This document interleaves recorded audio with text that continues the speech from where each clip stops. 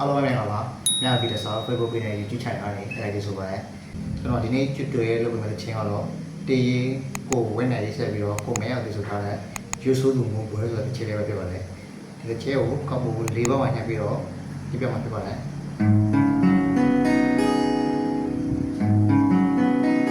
ဒီဆိုဒီချင်းမှာပါတဲ့ကိုတွေကတော့စီကောပါတယ်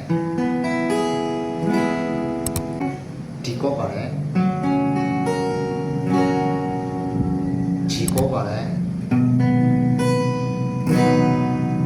ဒီမဲနာကောပါတယ်ဒီမဲနာကောပါတယ်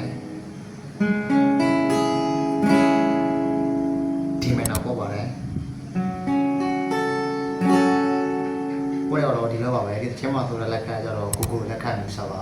ဘယ်လိုမျိုးလဲဆိုတော့